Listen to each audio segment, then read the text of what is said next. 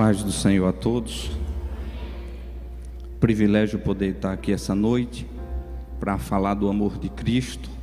E confesso aos irmãos que desde que o pastor me escalou, eu comecei a orar a Deus e pedir a Deus uma palavra. E na sexta-feira eu estava em casa e Deus falou muito forte comigo no meu quarto, isso por volta de umas 11 horas da manhã.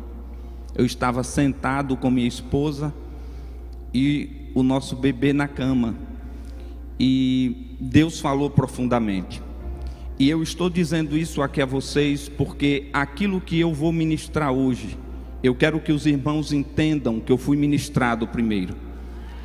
Mas o que Deus me falou é algo que muitas vezes nos nossos dias nós não podemos estar ministrando, e principalmente às vezes num domingo, porque infelizmente nós vivemos hoje no meio em que nem toda palavra pode ser ministrada, nem tudo aquilo que Deus quer que falemos pode ser falado. E eu louvo a Deus pela vida do pastor Josué Brandão, porque desde o dia que eu cheguei a esta igreja, nunca ele disse o que eu podia ou o que eu não podia pregar. Sempre me deu total liberdade, e eu louvo a Deus pela vida dele e pela oportunidade. Eu queria convidar os irmãos para abrir comigo as vossas Bíblias no livro de Joel. E quando eu estava no meu quarto, Deus falou comigo da seguinte forma, e falou essa frase aos meus ouvidos e eu ouvi nitidamente. E ele disse o seguinte: haverá um grande avivamento antes do arrebatamento. Não venho buscar minha igreja do jeito que ela está, mas ela vai passar por um conserto, para que ela saiba que eu venho buscar um povo santo, zeloso e de boas obras.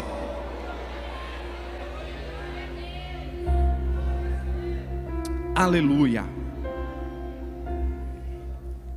A palavra nos diz assim, Joel 2, a partir do verso 12, diz assim: ainda assim, agora mesmo, diz o Senhor, convertei-vos a mim de todo o vosso coração, e isso com jejuns, e com choro, e com pranto, e rasgai o vosso coração, e não as vossas vestes, e convertei-vos ao Senhor vosso Deus, porque Ele é misericordioso, e compassivo, e tardio em irar-se, e grande em benignidade, e se arrepende do mal.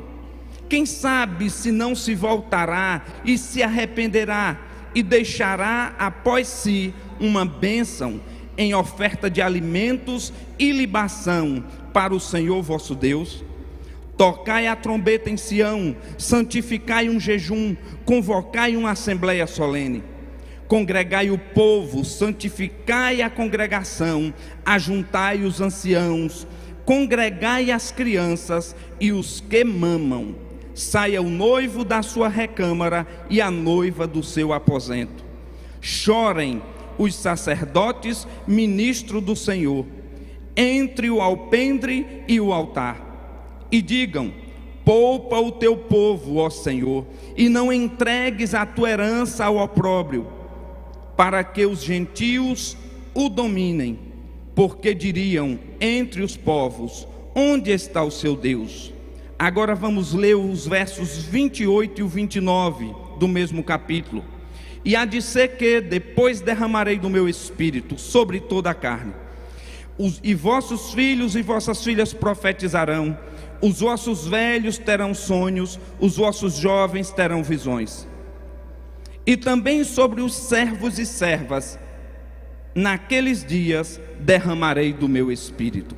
Queria que você fosse agora para o livro de Mateus, capítulo 5, versos 13 a 16. Mateus 5, do 13 ao 16. Diz assim: vós sois o sal da terra, e se o sal for insípido, com que há de se salgar? para nada mais presta senão para se lançar fora e ser pisado pelos homens. Vós sois a luz do mundo. Não se pode esconder uma cidade edificada sobre um monte, nem se acende uma candeia e se coloca debaixo do alqueire, mas no velador, e dá luz a todos que estão na casa. Assim resplandeça a vossa luz diante dos homens, para que vejam as vossas boas obras e glorifique a vosso Pai que está nos céus. Podeis assentar. Irmãos, eu confesso aos irmãos que eu passei muitos dias colocando muito tema de mensagem. E eu queria hoje estar pregando aqui sobre promessa de Deus a ser cumprida na vida de vocês. Eu queria estar pregando muitas outras coisas. Mas uma coisa tem me incomodado, eu acho que tem incomodado a muitos, é que nos nossos dias a igreja não se preocupa mais com aquilo que é com o céu, mas se preocupa com aquilo que é terreno. Nós não temos mais corrido atrás da presença de Deus, mas temos corrido atrás das bênçãos que Ele tem para nos dar. Nós temos vivido um tempo onde as pessoas têm muitas vezes vendido a sua fé. As igrejas estão cheias de pessoas que estão acreditando não mais em Jesus e no seu poder, mas num copo de água que muitos querem vender, em vassoura que diz que vai varrer pecado, e muitas outras coisas têm se adentrado à igreja do Senhor. E o Senhor me disse que vai fazer uma limpeza, e não vai ficar ninguém que seja daqueles que querem escarnecer o seu nome, porque Ele disse que o nome dele, Ele não vai deixar ser escarnecido. Ele disse que vai arrancar muitos que estão dentro e colocar fora, e vai trazer muitos que estão fora, que eu e você não damos nada, e vai colocar em púlpitos. Eu pesquisei sobre a vida de Joel. Eu ia falar muita coisa sobre o contexto de quando Joel viveu. E quando foi essa tarde que eu sentei, eu comecei a chorar. Eu fui orar no quarto da minha filha e eu só chorava. Porque Deus me dizia: não tenho eu me alegrado com a igreja dos últimos dias. Por isso eu preciso derramar um avivamento, para que eles sintam novamente o gozo da minha presença. Todas as vezes que Deus foi derramar um avivamento, você pode olhar, tanto a igreja como a sociedade, elas estavam em crise. Hoje, não é bom nem se falar em crise no nosso país, porque vivemos todas elas ao mesmo tempo. Crise moral, crise ética, crise política, crise religiosa, crise de todas as formas. E o interessante é que a igreja tem se comportado de uma maneira totalmente diferente do que aquilo que a Bíblia determina.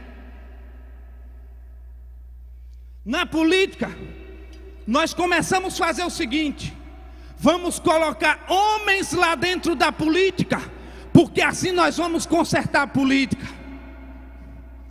E o que nós vimos muitas vezes são pessoas que se corrompem quando entram na política. Não sou contra que ninguém entre na política, não. Todos têm direito. Agora deve se manter com o seu papel primordial, que é de servo do Senhor. Passamos a conviver com o mundo, e não querendo ser diferente do mundo, mas querendo fazer o que o mundo faz, para que eles nos aceitem. E eu quero te perguntar nesta noite: onde é que está escrito na Bíblia que nós iríamos ser aceitos por este mundo corrompido?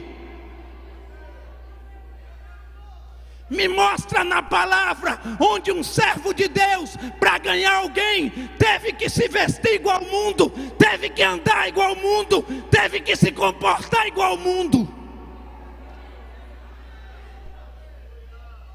A igreja primitiva, quando ela foi avivada, ela passou a impactar o mundo. passou a ser perseguida, e o povo começou a comentar, não por aquilo que ela deixou de fazer, ou por aquilo que ela fazia de errado, mas porque ela estava totalmente contrária à vontade do mundo. Hoje, muitas vezes nós vemos nos noticiários a respeito da nossa fé, da nossa religião, mas nós não vemos isso como perseguição. Sabe por quê? Porque temos dado motivo para que muitos falem de nós. O nosso testemunho não tem sido condizente com aquilo que Deus determinou na Bíblia para nós. Andamos de qualquer jeito, vivemos de qualquer jeito. Se muita gente fosse lá na minha casa, iria ver a forma como eu me comporto e talvez ficasse triste comigo. Porque na igreja, no púlpito, é muito bom chegar aqui de terno, chegar aqui bonitinho, mas em casa, como é com os teus vizinhos? Como é no teu trabalho? Quando tu viaja para trabalhar, a tua esposa pode realmente confiar em ti? Ou tu vai não só para trabalhar, mas vai para curtir também? E quando as pessoas descobrem que tu é crente, como é que ela te chama? Ela te chama de crente ou de crentinho?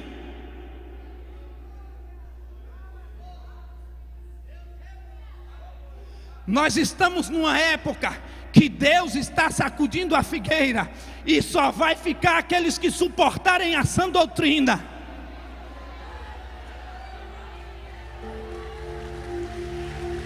Não adianta eu e você acharmos que porque Deus é misericordioso e que estamos no tempo da graça, que Deus vai passar a mão na minha cabeça ou na tua. Ou tu é crente ou tu não é, ou tu é servo ou tu não é, ou tu é santo ou tu não é.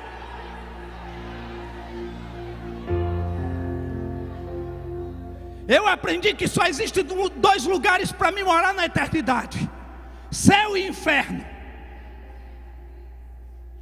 Eu só aprendi que há dois senhores, Deus e o diabo.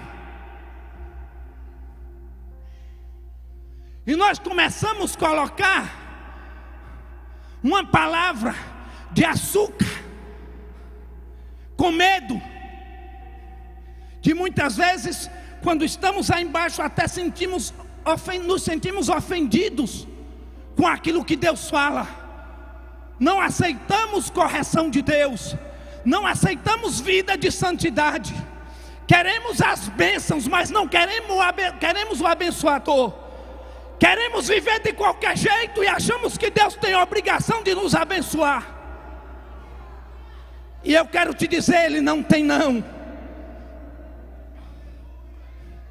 O que Ele quer de mim e você é santidade, é mudança de vida.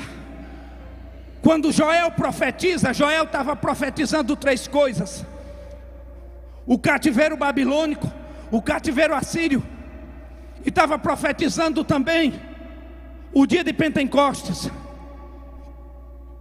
O povo tinha que renunciar às práticas pecaminosas, o povo tinha que mudar. E uma coisa que eu quero dizer a vocês: a sociedade não vai mudar enquanto a igreja do Senhor não mudar. Nós não vamos vencer esse mal que está na sociedade, nos parecendo com a sociedade. Nós vamos vencer com jejum, com oração, com vida santa no altar.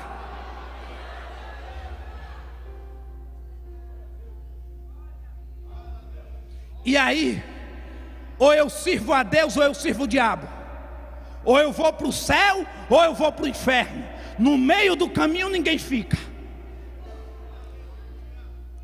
As condições para você entrar no céu, elas são rígidas. Deus requer santidade. No inferno você entra de qualquer jeito. O diabo, se você crê nele, você entra lá. Se você não crê, entra do mesmo jeito. O diabo, se você disser que ele é bonito, você entra. Se disser que ele é feio, entra também. Agora no céu é diferente. No céu a Bíblia diz que ele vem buscar um povo santo. E nós precisamos nos santificar. E para que Deus derrame esse jejum, Deus vai levantar, não sei se crianças, não sei se adolescentes, não sei se pastores, eu não sei quem Deus vai levantar. Mas vai chegar o tempo onde a igreja vai clamar e o céu vai se abrir, o fogo de Deus vai descer e vai começar a inundar a vida de crente.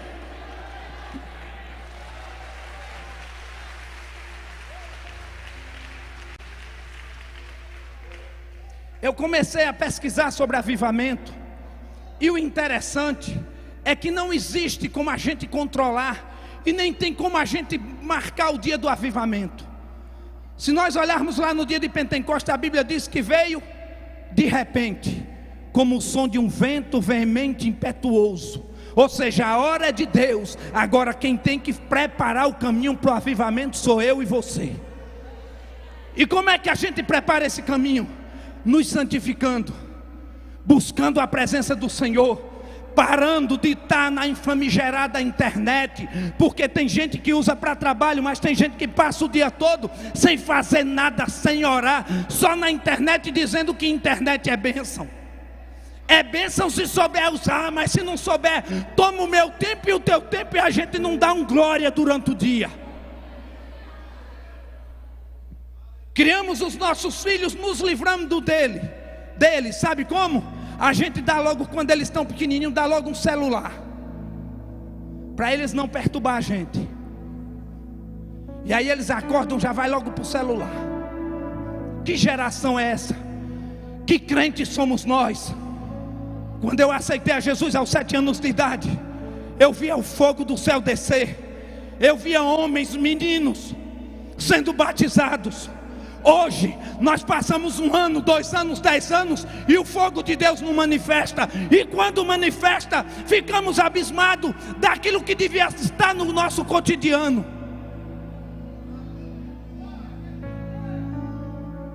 E aí a igreja, alguns que Deus derramou alguns dons, ainda consegue mercadejar esses dons.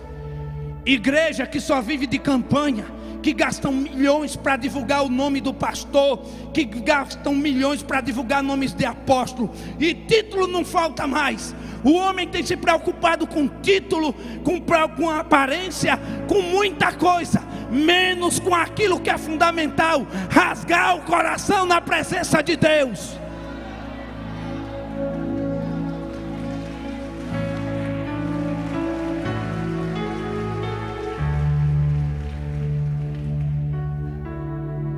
E aí eu te pergunto, qual será a nossa escolha? O que é que nós vamos fazer? Deus disse que ia levantar dentro dessa igreja uma pessoa,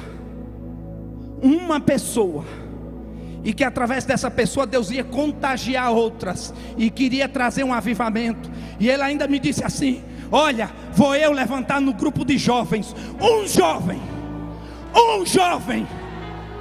e vou mostrar a quem está em púlpitos e a quem tem 30, 40, 50 anos de crente, que eu levanto quem eu quero e quem me dá lugar.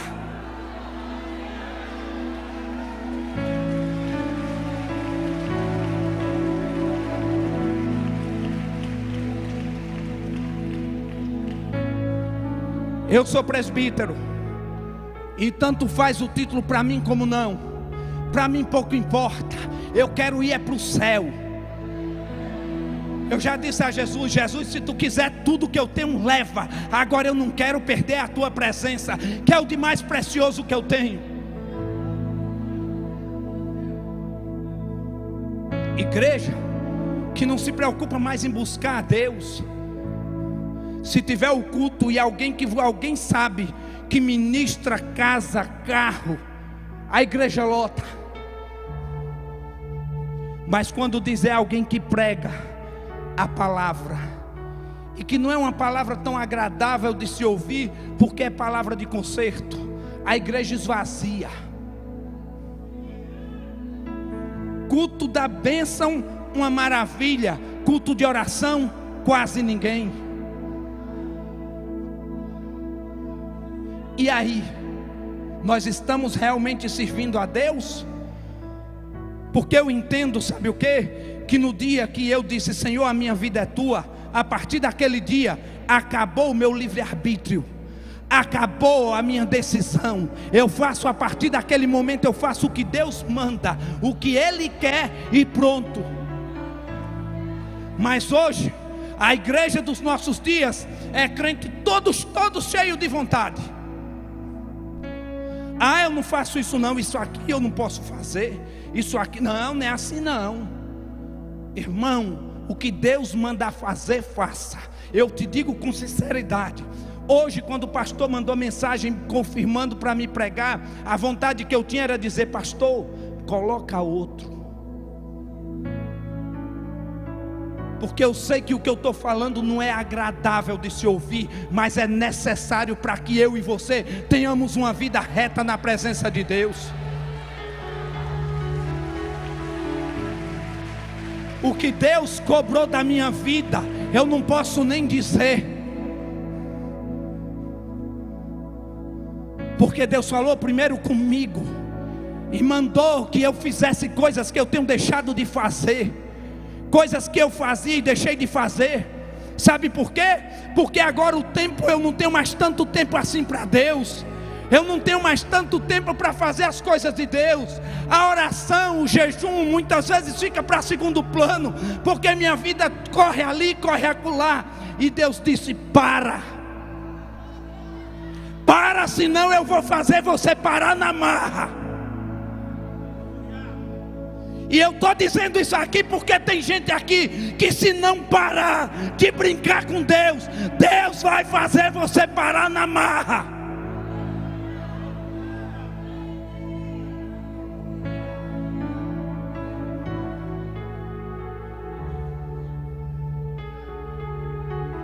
Não te preocupa não.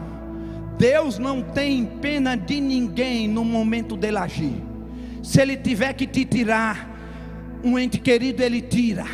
Se Ele tiver que tirar bens, Ele tira. Se Ele tiver que tirar tudo que tu conquistou, Ele tira. Mas uma coisa Ele não vai permitir, é que o diabo te leve para o inferno.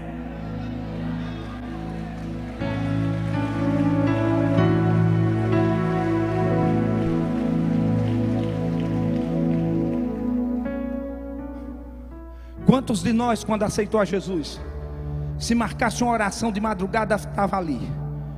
Se fosse à tarde, estava ali? Num culto de quinta eu já contei que quando eu comecei a trabalhar na nossa cidade, Deus começou a derramar um avivamento, e o pastor começou a fazer vigílias todos os dias. E essas vigílias não eram como a vigília das lágrimas, que muitas vezes começa às 7 e termina às 10. Essas vigílias começavam às 11 da noite e terminavam às 5 da manhã. E a maioria das pessoas que estavam ali eram pessoas que tinham o que fazer, não eram desempregados.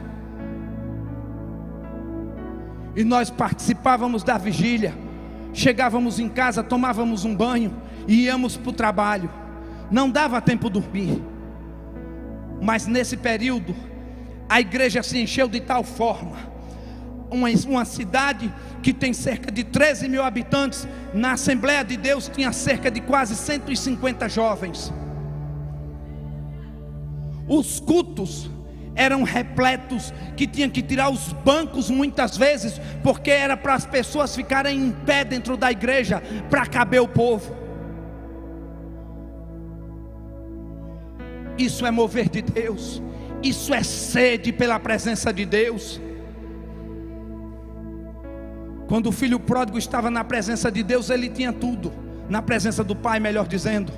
Quando ele saiu da presença do pai, ele teve falta de tudo. E eu vou te dizer uma coisa: tem gente que está dentro da igreja, mas não está na presença do pai. Tem pessoas que frequentam a igreja, é religioso de carteirinha, tem carteirinha de membro, mas não está na presença do Pai. E Deus, nessa noite, Ele quer que eu e você nos consertemos com Ele. Eu não sei se o pastor Josué vai me deixar pregar algum dia mais aqui nessa igreja, mas eu entrego tudo no dia que Deus manda, porque eu não sei o dia de amanhã. Mas uma coisa eu tenho convicção: o Deus que falou no quarto, o Deus que mostrou a tristeza que está tendo com a minha vida e com a vida da igreja, é o Deus que vai requerer de mim e de você. Porque tem muitas almas aí fora que não vieram ainda para a igreja por causa do mau testemunho meu e seu muitas vezes. Porque onde andamos não damos testemunho. A minha cidade, como é pequena, na época, se alguém chegasse lá e dissesse num comércio, e dissesse eu sou crente, as pessoas vendiam, e não precisava você assinar nada. Hoje, quando diz que é crente, por causa do mau testemunho de uns, ele pede teu RG, CPF, se assinar promissória ainda tem que ter avalista, porque não confia na palavra de um servo de Deus. E aí quando alguém fala do crente, a gente está se levantando não. Nós é que estamos dando motivo, mau testemunho, para o mundo falar de nós. E Deus vai derramar um avivamento, e você vai me dizer, quando Deus sacudir, o tanto de gente que vai chorar, pedindo a Deus perdão.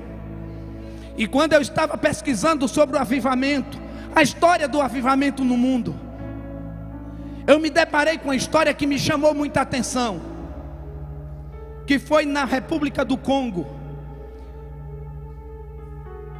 E o livro nos diz que tinha uma menina que era paralítica, e que ela sentava sempre na frente. E tinha um professor que era crente, e que estava naquele dia no culto. E do nada a menina começou a chorar, começou a glorificar. Aquele glória se transformou num grito, e ela começou a chorar copiosamente, e aquele grito se transformou num uivo, e ela não falou nada. E aquele professor, quando menos se espera, estava confessando os pecados dele. E Deus fez um reboliço naquele lugar, e por conta disso Deus levantou milhares naquele lugar. Eu não sei o que Deus vai precisar fazer, e nem sei como vai ser, porque hoje, quando a gente fala em derramamento do Espírito, aí vem daqueles teólogos que diz: ah, mas Deus não precisa de muita coisa. Eu me deparei com outra história, onde foi constatado embriaguez pelo Espírito Santo. O livro diz que o homem cambaleava, como se estivesse bêbado, cheio do Espírito. E aí vem gente dizer que quando alguém grita, que não precisa daquilo tudo. Quando alguém pula, não precisa daquilo tudo. Não precisa, porque nunca sentiu verdadeiramente a presença de Deus. No dia que sentir, pula, grita, chora, sapateia, mas o poder de Deus é derramado.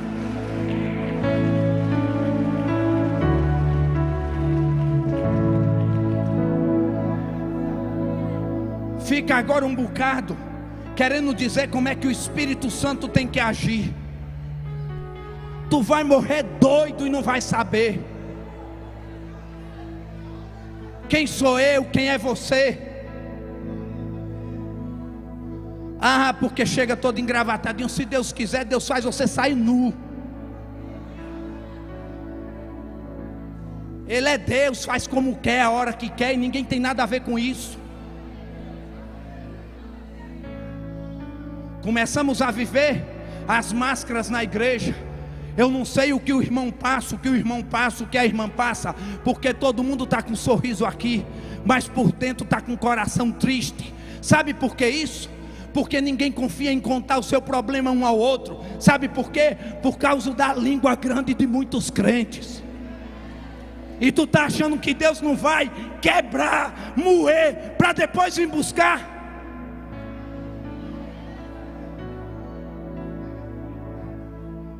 Não tem para onde fugir, meu irmão. Ou é santo, ou vai para o inferno. Ou está na presença de Deus, ou não tem nada com Deus.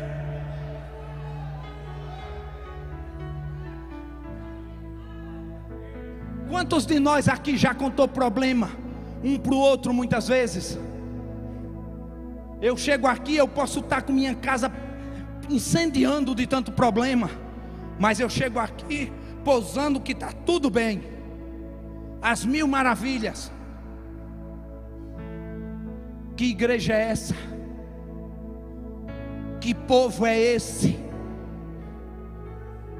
Nós devemos contar as nossas necessidades uns aos outros. É tão sério a questão de servir a Deus, que quando a Bíblia fala de necessidade, nós devemos socorrer primeiro os domésticos da fé e depois os familiares. Quantos de nós faz isso?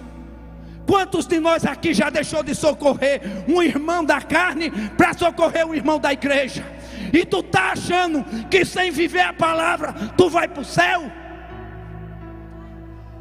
A Bíblia diz que são as mínimas coisas que impedem o homem de ver a Deus. São as mínimas coisas que vão impedir o homem de entrar nos céus. É aquela mentirinha que tu conta para tirar vantagem. É aquele negócio que para tu fazer, tu mente para poder ganhar mais.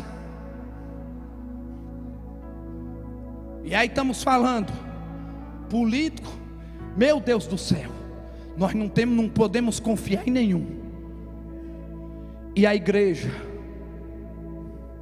em quem nós podemos confiar? Quantos de nós têm coragem de se confessar ou de contar algum problema, seja ao pastor, aos pastores, seja às irmãs, seja aos irmãos que estão aí ao seu lado? E eu estou falando aqui as verdades. Eu não estou falando aqui algo que alguém me disse, não. Eu estou falando aquilo que Deus colocou no meu coração. Porque eu sei de uma coisa, que Ele não vai tardar, e que Ele vai voltar. E uma coisa eu tenho certeza, é que eu quero subir. E se eu tiver que deixar tudo, eu vou deixar tudo, mas eu vou para o céu. Primeira coisa, quando alguém experimenta do poder de Deus, é que ele não se conforma mais em viver de qualquer jeito. Quando ele experimenta, quando ele está próximo de Deus, ele não aceita mais a vida do jeito que está. E mesmo melhorando, ele quer melhorar sempre mais, porque ele vai vendo que Deus requer santidade, santidade, santidade, santidade, e Deus não vai parar de requerer isso de mim e de você. Portanto, aquilo que você estava fazendo e que desagrada a Deus, para hoje. Para hoje. Deus é misericordioso, Deus é bondoso. Estamos no tempo da graça, mas isso não é motivo para que eu e você vivamos na prática do pecado.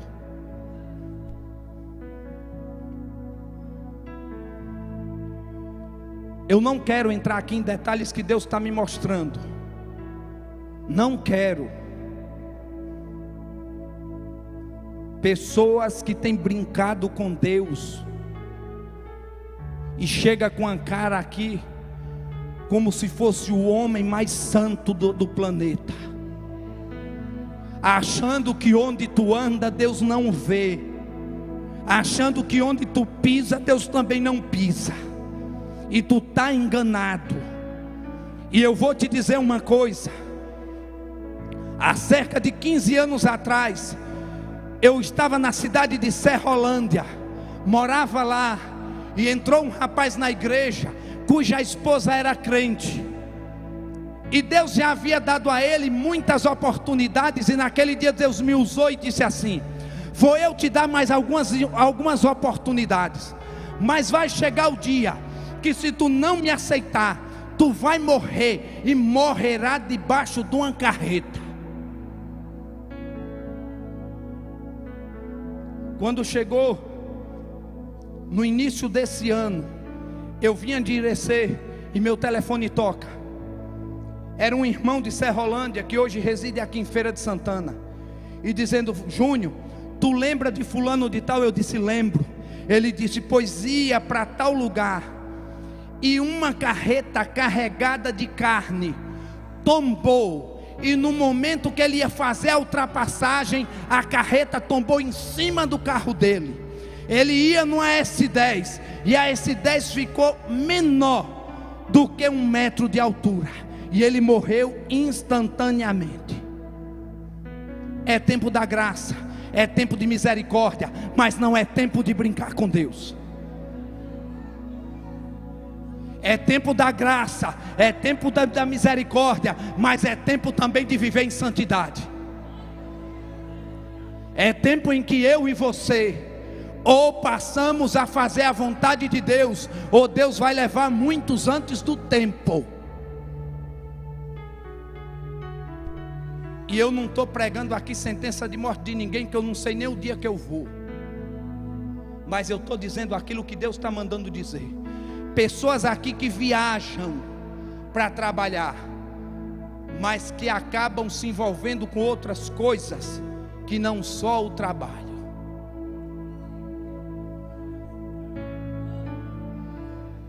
E acha que vai permanecer dessa mesma forma. Deus é o Deus que também traz juízo. Agora, uma coisa eu quero te dizer: Ele vai levantar um povo que está disposto a viver separado, que está disposto a viver contrário às práticas do mundo. Um dia desse eu estava vendo uma enquete, e as pessoas perguntando se era normal um jovem ir para a festa mundana. Como é que um jovem crente vai para a festa do mundo? Fazer o que lá? Quem é que é louvado lá? Como é que eu e você vamos nos misturar? Na minha casa, por exemplo, minha família quase toda não é evangélica. Na minha casa nem meu pai bota uma cerveja lá dentro. Se ele chegar com a cerveja, ele não entra, que minha casa não é lugar de maldição. Agora fica crente querendo tomar cerveja sem álcool, doido para tomar cerveja com álcool. Toma vergonha, se converte.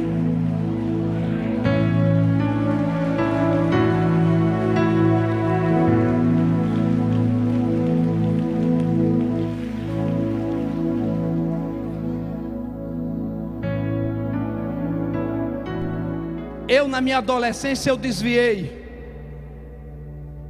Passei um ano que eu bebia todos os dias. Meus filhos estão aqui hoje, estão ali. Meus filhos nunca me viram beber, e eles sabem da minha conduta, como pai, como servo, como esposo. Eu amo a minha esposa como a Bíblia diz. Eu dou a vida por ela. Enquanto tem marido que maltrata, que bate e se diz crente, eu vou entregar tudo. Está maltratando a esposa em casa, destratando a esposa, e quer dar uma de santão dentro da igreja. Toma vergonha. Quando Deus te botar no leito e ela tiver que cuidar de você, aí você vai valorizar a tua mulher.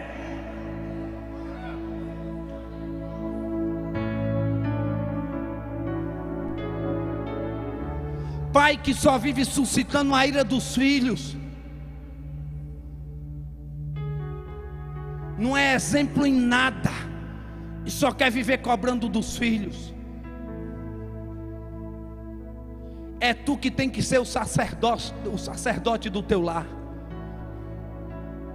Se tu não conseguir comandar bem a tua casa, tu não vai conseguir comandar nada na tua vida.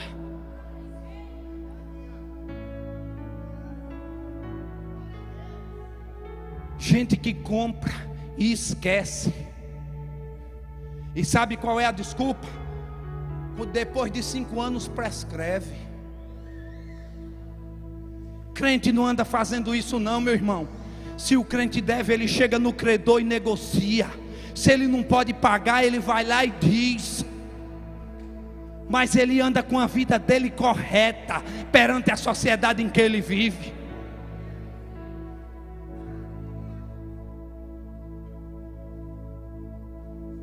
Como é que nós queremos chegar nos céus?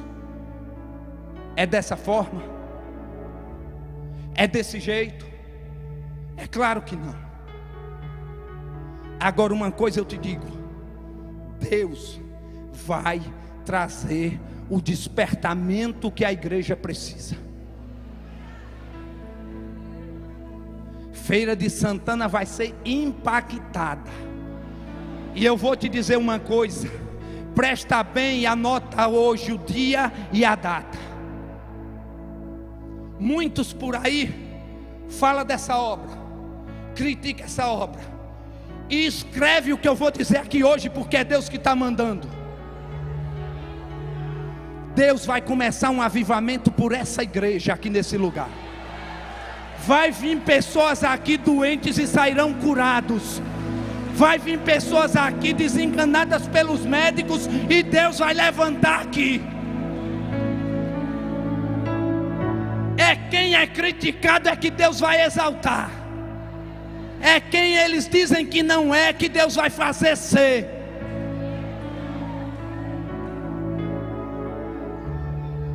Homens que se acham tal, e você vai me dizer, escreve o que eu estou te dizendo, e vai ser um mover, e o líder dos jovens pode começar.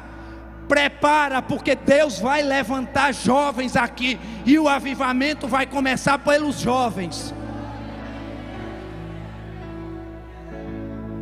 Ah, mas os jovens, eles, porque nós adultos muitas vezes não damos mais espaço a Deus como eles dão, não nos derramamos mais na presença de Deus com vergonha. Nós como homens não choramos mais, porque é vergonhoso o homem chorar. Quando alguém grita glória a Deus, a gente se assusta. Os irmãos querem que eu diga algo do meu coração. Uma coisa que às vezes me irrita é a substituição do glória a Deus e do aleluia por palmas.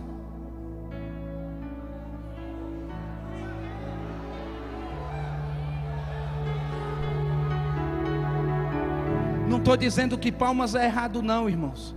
Eu estou dizendo que é uma coisa que me incomoda. Eu fui criado dando aleluia, glória a Deus. Eu fui criado, aquele irmãozinho ajoelhava do teu lado e tu não conseguia nem ouvir tua oração de tão alto que era a oração dele.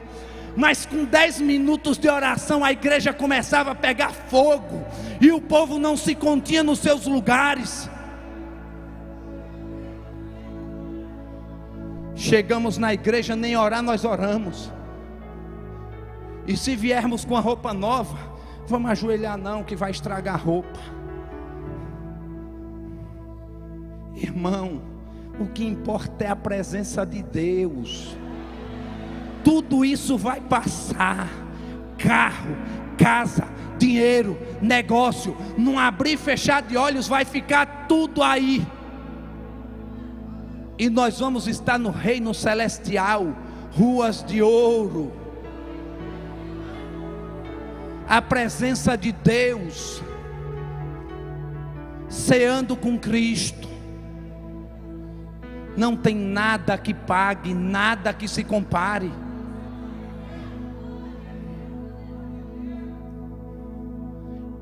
Eu vou parar. Aleluia. Tem que parar, irmão. Horário. Aleluia. Nós precisamos, irmãos, permitir que o avivamento comece por nós. Porque eu vou te dizer uma coisa aqui para finalizar.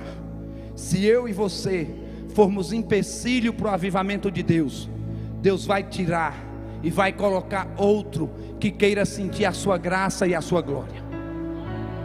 Se eu e você estivermos impedindo que Deus venha agir, Ele vai mudar, vai tirar os que estão aqui e colocar quem está lá fora, mas Ele vai trazer esse avivamento. E eu vou te dizer, não haverá arrebatamento enquanto um avivamento poderoso não for derramado sobre a igreja da atualidade. Que nós possamos começar a entender que esse avivamento tem que começar por nós. E o primeiro passo para esse avivamento começar é nós pedirmos perdão daquilo que temos feito e que não tem agradado a Deus. Primeiro passo é eu e você confessar tudo aquilo que temos feito ou deixado de fazer e que não tem agradado o Senhor. Mas uma coisa é certa, Ele não vai demorar. Eu confesso aos irmãos que eu já senti diversas vezes o Espírito Santo falando comigo e com muita tristeza, mas eu nunca senti como foi hoje à tarde. Eu nunca senti da maneira que eu senti.